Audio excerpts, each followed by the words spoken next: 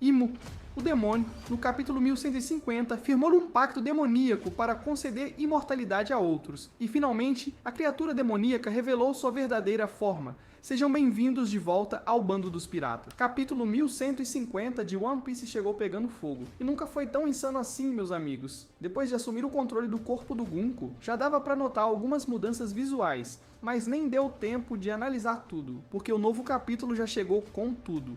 Então bora ver como esse demônio se comporta em batalha, porque o bicho é uma aberração. O cara usa sua cauda demoníaca para perfurar Kora e Sabo. Mas desde que a Gunko apareceu com a Akuma no Mi Aroaru, surgiu uma teoria de que, na verdade, o que feriu gravemente o Sabo não foi a perna, e sim uma flecha. Só que agora, Oda não deixou mais margem para dúvidas. Ele escancarou a aparência insana e apavorante do demônio nesse capítulo. Imu revelou um poder de manipulação tão insano que é capaz até de firmar pactos com os gigantes. Segundo os spoilers do capítulo 1150, o visual do demônio é bizarro demais. E é claro que vamos ver tudo nesse vídeo, mas antes, já prepararam o café? Porque vem spoiler quente demais do capítulo 1150, meu povo. Primeira notícia boa, tem capítulo essa semana e tem capítulo na próxima também. O Oda tá alimentando a tropa, então já se inscreve no canal para não perder nada dessa reta final épica. O título do capítulo 1150 é Domi Revesei. Você pode até olhar esse nome e não entender de primeira, eu também não entendi. Mas pesquisando, descobrimos que Revesei é um jogo de tabuleiro, tipo Otelo. É um jogo estratégico para 2 jogadores com um tabuleiro de 8 por 8 casas, totalizando 64 posições. As peças têm 2 lados, branco e preto, e o objetivo é dominar o tabuleiro com a sua cor, virando as peças do adversário ao flanquear elas na horizontal, vertical ou diagonal. Vence quem tiver mais peças da sua cor no final. Esse jogo é super conhecido no Japão, com torneios e tudo, e o Oda usou esse nome para simbolizar a estratégia maluca do Imu depois de tomar o corpo do Gunko. Ele tá transformando os gigantes em peças do seu tabuleiro, usando seu poder para comandá-los na guerra. Insano. Terceiro ponto. Yamato voltou com tudo. Depois de te entregar a vontade de Oden para Kawamatsu em Hakumai, ela foi até a vila e colocou a espada sagrada de Yasui no santuário onde já vimos a espada Ema. Essa mini história tá parecendo um RPGzão, onde Yamato aceita missões dos antigos Daimon da Terra de Wano, e vai desbloqueando novos aliados como Uchi e Biwane. Quem será o próximo chefão que ela vai enfrentar? Ansiedade 1000. Quarto, depois da fusão com Gunko, Imu ficou irreconhecível. Seus olhos têm pupilas duplas vermelhas como sangue, e o cabelo ficou mais denso, quase como se estivesse envelhecendo. Ela também criou asas semelhantes às dos Lunarianos, impunha um tridente demoníaco, e a perna virou uma flecha. Essa forma lembra até a Robin, quando usa os poderes da Hana Hana no Mi, para invocar asas de demônio, com dentes afiados e uma aparência aterrorizante. Ninguém sabe se essa entidade é Gunko ou se já é totalmente Imu. Quinto ponto, nessa forma demoníaca, ela liberou uma quantidade absurda de hack do rei. Foi tão forte que abalou toda a headline. Esse nível de hack supera até o do Shanks, e causou um colapso. Destruiu estruturas, fez até gigantes desmaiarem de imediato. Já tínhamos tido uma prévia no final do capítulo 1149, mas agora explodiu de verdade. Imagina só, se Joy Boy estivesse vivo agora, que tipo de monstro ele teria que ser para enfrentar uma força dessas? Esse hack é de fazer qualquer um suar frio e cair de joelhos só de sentir a pressão. Sexto ponto, os 2 capitães dos piratas gigantes, Dory e Brog, partiram para cima para salvar as crianças gigantes. Eles estão indo direto enfrentar Imu. Ou será que ainda é Gunko? E o melhor, os guerreiros obedeceram a ordem deles e partiram pro ataque, mas aí o governo mundial puxou da manga um livro mágico, estilo mago sinistro mesmo, para tentar virar o jogo. Imediatamente o cara invoca uma enxurrada de armas. Facas, armas de fogo, machados. Tudo surge ao mesmo tempo, voando direto contra os guerreiros gigantes. E nesse momento, a gente vê que o gigante Roji foi atingido por balas que perfuraram seu corpo. Uma lâmina também se crava com força no braço dele, arrancando um grito de dor. Esse livro demoníaco é no mínimo curioso. A impressão que passa é que ele é a origem de todo tipo de poder, como se fosse o equivalente das Akuma no Mi, nesse universo. Será que é essa a relíquia nacional que Doflamingo tanto buscava? Aquela que, se cair em suas mãos, pode transformá-lo em rei do mundo, igual ao plano de Imu. Isso ainda são só hipóteses. Mas se você tiver uma teoria diferente sobre esse livro, comenta aí embaixo pra gente trocar ideia. Sétimo ponto. Imu sabia que, após a morte do rei Harold, o país dos gigantes ficou sem rei. Então ele nomeia temporariamente Dory e Brod como novos líderes. Mas será que isso foi uma escolha oficial, ou ele só falou da boca pra fora? Logo em seguida, Imu realiza um ritual sombrio chamado Pacto com o Demônio. Assim que o ritual é concluído, Imu desperta Domi-Ri. E então, Os corpos de Dori e Brog começam a se contorcer de maneira grotesca.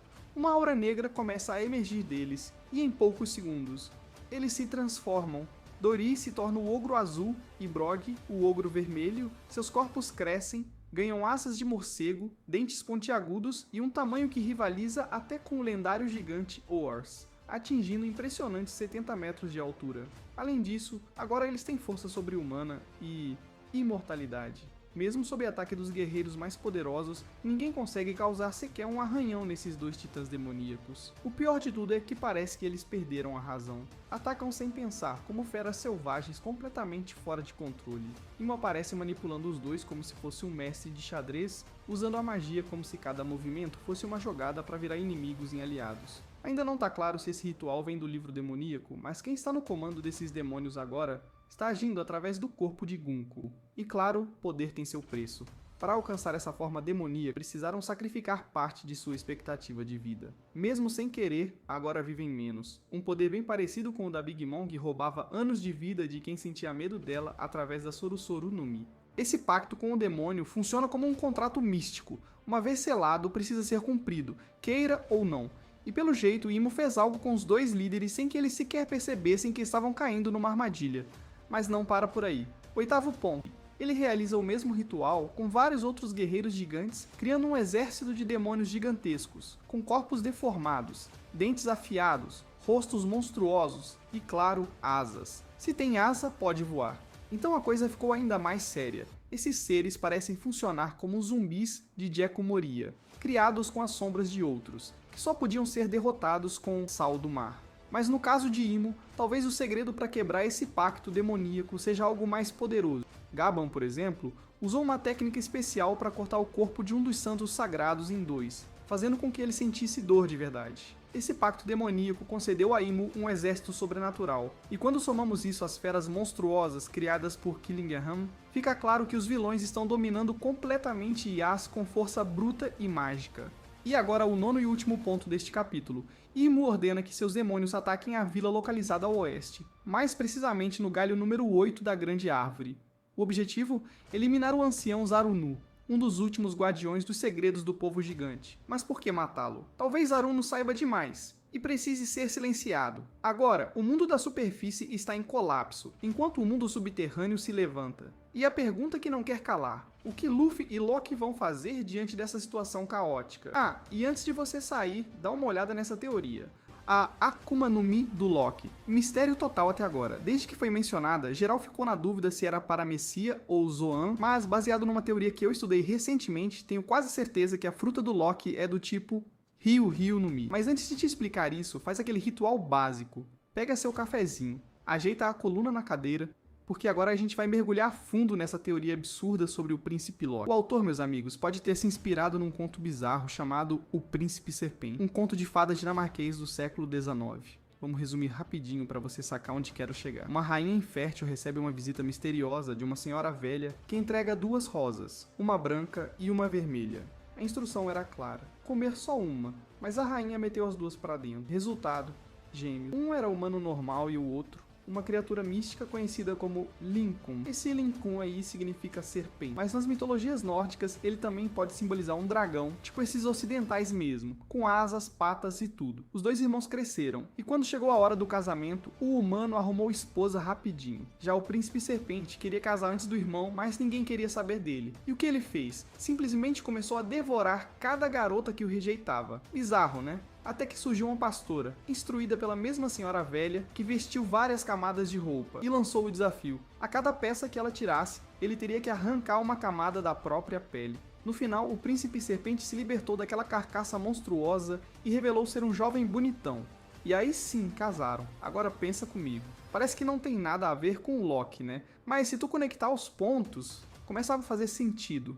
Loki é um dos 2 príncipes de Elbaf. Talvez não sejam gêmeos, mas ambos eram vistos como possíveis herdeiros do trono. E o jeito como Loki foi retratado como um vilão amaldiçoado lembra demais a imagem distorcida do Lincoln. Assim como o príncipe serpente queria uma esposa, o Loki também queria. Ele se declarou para Lola, filha dos Tontata, mas levou um fora monumental. E o mais doido: Mesmo ela tendo procurado um monte de homem para se casar, ainda rejeitou o Loki. Ou seja, o cara é rejeitado até pelo destino. Tudo isso fortalece a ideia de que Loki ainda não encontrou a mulher certa. Aquela que vai ver além da aparência e quebrar essa maldição que persegue o príncipe há 6 anos. E não é por acaso que o autor botou o Gaban como ministro do amor, hein? Parece que o amor vai ser a chave para transformar o Loki num verdadeiro herói. E sobre aquele personagem misterioso, o Mosako, com quem o Loki anda conversando, tenho uma leve sensação de que essa pessoa vai ser essencial para ajudar o Loki a se descongelar emocionalmente e virar alguém mais humano. Se a teoria estiver certa, o Loki ainda vai encontrar alguém que o ama de verdade, se casar e viver aquele final de conto de fada. Mas quem será essa pessoa? Aí é que tá a pergunta que ainda não tem resposta. E voltando ao Lincoln, em algumas versões, ele é só uma serpente gigante. Em outras, é um dragão completo. Asas, patas, tudo. Não tira conclusões ainda. Isso é só o primeiro ponto que conecta Loki com dragões. E o segundo? A relação entre a Big Mom e os gigantes, que também pode ter ligação direta com o passado de Loki.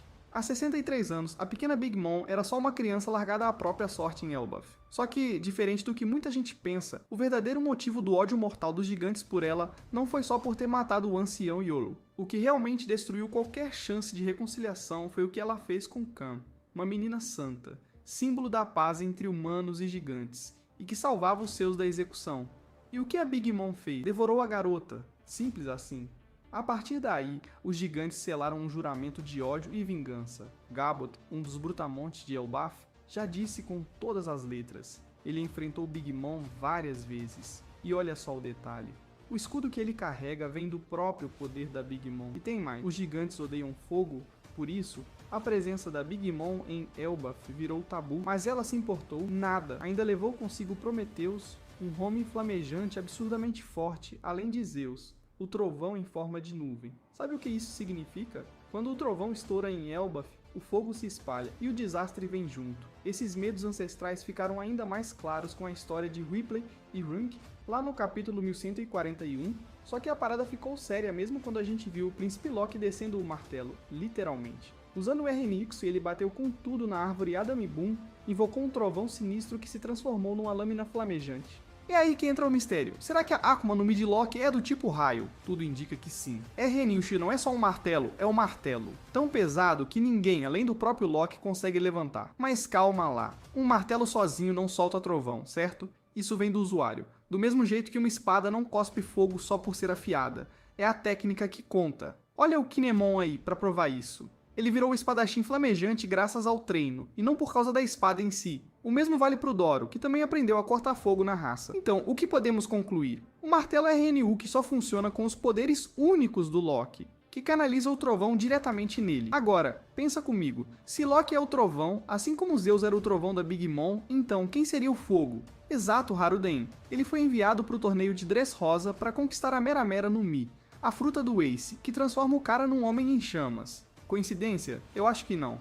Haruden virou um verdadeiro Prometheus com o corpo em brasa e um poder destruidor. Só que no fundo, o que ele queria mesmo era enfrentar Loki. Queria o trono dos gigantes para si. E se você parar pra pensar, essa rivalidade entre Loki e Haruden lembra muito a dupla da Big Mom. Zeus e Prometheus viviam em pé de guerra. Prometheus sentia inveja, desprezo até porque Zeus sempre falhava nas missões. Sempre era o substituto. Haruden também carregava essa inveja no peito. Fingia lutar pela paz, mas o que ele queria mesmo era ser rei.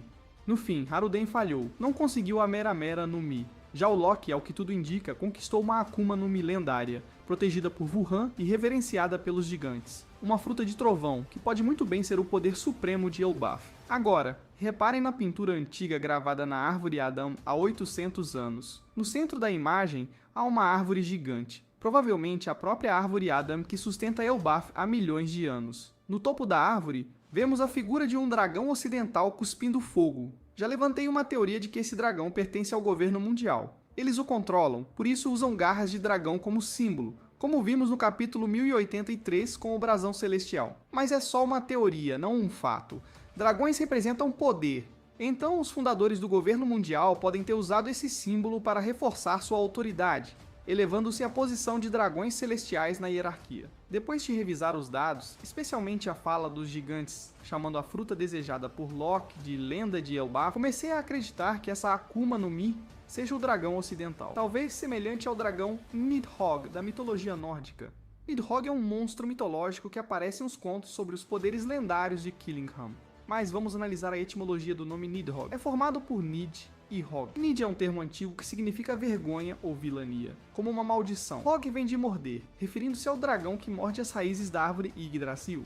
Juntos, formam algo como a mordida da vergonha, um dragão amaldiçoado. Isso pode ser o verdadeiro significado do nome R, referente ao dragão na mitologia nórdica. Agora pensem, será que Loki é visto como a vergonha de Elbaf? Quando Rox capturou os Chapéus de Palha, Get e Gob disseram que ele era um monstro nojento, pior que Loki. Isso indica que os gigantes veem Loki como uma vergonha por suas ações no passado, como causar a morte da rainha de Elbaf no nascimento, liberar feras do submundo nas vilas e principalmente assassinar o rei Haran para tomar sua Akuma no Milendária. Essas informações parecem se referir ao dragão Hole da mitologia nórdica, representando esse príncipe amaldiçoado. Contudo, Oda não deve usar o nome Hole diretamente. Ele vai criar um nome único e memorável, como fez com o dragão número 13. Vocês já se perguntaram se o Dr. Vegapunk obteve o código genético desse dragão? E se ele pegou isso do próprio Loki? Muito interessante, né? Vamos comparar Punk Hazard e Egghead. Ambos têm histórias de sequestro de crianças, e algo marcante é que Zoro enfrentou 2 dragões. Ele cortou a cabeça do dragão número 13, a fera de guarda de Vegapunk, com escamas duras como aço. Em Elbaf, Zoro também pode ter enfrentado o dragão de Loki no submundo. Esse dragão protege Elbaf, mas ainda não teve seus poderes revelados. Além disso, o dragão 13 tem uma língua constantemente exposta, algo que também pode ter vindo de Loki. Essa língua pode ser uma característica herdada no processo de clonagem feito por Vegapunk. Sabemos que Vegapunk é um gênio da ciência, mestre em clonagem. Ele usou o DNA de Kaido para criar uma Akuma no Mi artificial, a mesma que Momonosuke comeu. Essa fruta transformou Momo em um dragão adulto idêntico ao Kaido. Então por que não considerar que Vegapunk também pegou o DNA de Loki? Em vez de criar uma nova fruta, ele poderia ter recriado um dragão ocidental completo. Seguindo essa teoria, o dragão número 13 teria sido clonado a partir de Loki. E o mesmo pode valer para outros dragões, como o número 21. Agora me digam, vocês acreditam que Loki é de fato um dragão roxo baseado em seu design e cores? Será que ele vai se transformar em um dragão no capítulo 1150? E antes de zarpar desse vídeo, deixei eu mandar um salve gigante, mas gigante mesmo, para minha tripulação mais fiel dos mares de One Piece. Tô falando de vocês, Carlos, João, Nathan, Matheus, Nicolai, Pedro, Itz, Matheus Oliveira, Cauê, Akinori, Bob Koff e o lendário Cunha. Vocês estão sempre aí nos comentários, dropando teoria mais afiada que espada do Mihawk, análise mais precisa que mira do Usopp, e aquela energia que deixa esse canal vivão que nem o Luffy depois de comer 3 toneladas de carne. Cada comentário de vocês é tipo o hack do rei nos vídeos, irmão. Faz todo mundo respeitar. Valeu demais por embarcarem nessa jornada comigo, vocês são a verdadeira força da tripulação. E se um dia eu virar Yonkou dos roteiros, vocês já são os comandantes do bando sem discussão. Tamo junto, até o próximo episódio. E nunca se esquece, quem assiste até o fim é na cama de verdade.